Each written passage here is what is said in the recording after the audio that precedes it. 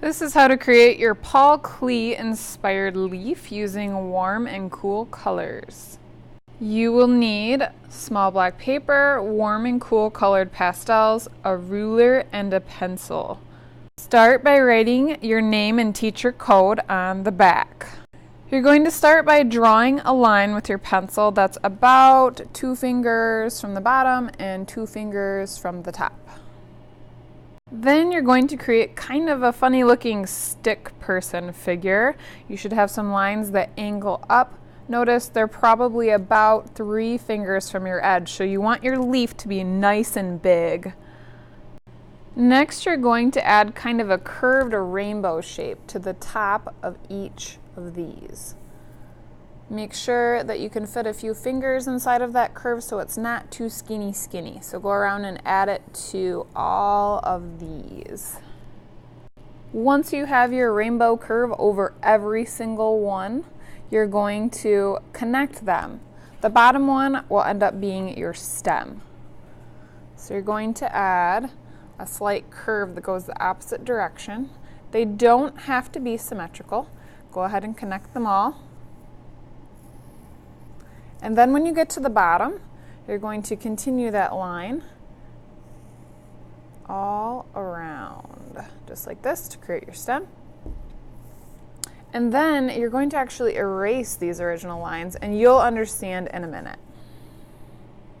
So we erase those lines because we're going to add lines with a ruler, and we don't want those to play tricks on our eyes. So you're going to take your ruler and add some lines going across, diagonal, any direction you choose.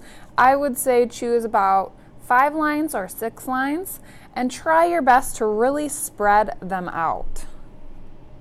When you hold a ruler, you need to make sure that your fingers are kind of spread apart, not close together, but spread apart and pushing downward so this ruler doesn't scoot around on you. If your fingers are close together, your ruler is going to probably wobble around. So you want to make sure your fingers spread apart and push down, and then start creating your 5 lines.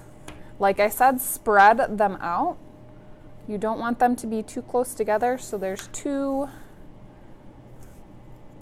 3, 4, and there's 5. And if you like to add more, you could, but for now, we're just going to move on. I would focus working on your background or your leaf first. By focusing only on one area, you're less likely to get confused or lose your spot on your coloring. There's a bit of problem solving in this project because you don't want to have the same color touch in 2 different areas. So notice in my separate shapes, I do not have the same color touch anywhere. Something else you may want to keep in mind is that purple has red in it because we need blue and red to make purple. So if you mix red in this purple with the green, you may not like the appearance. If they bump each other, it's okay, but it's something that you might just want to think about when you're adding your color. So because I have green right here, I'm going to start with another color besides green. I would suggest outlining your area to be colored first very carefully. And when you color, you're going to not leave any black paper showing to the best of your ability. And if you want to switch colors, you can. Overlap just a little bit.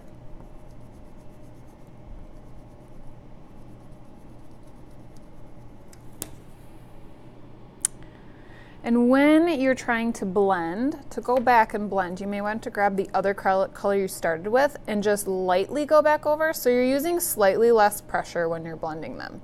You sort of rotate back and forth to get the effect that you want.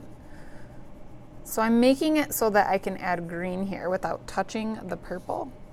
And I'm going to blend. I'm going to use the light green so you can see it a little better. So right now it looks a little more like a line than I want, so I'm going to grab my blue and lightly go back over to make it blend a little bit more. And I want to crispen up this edge a little bit right here.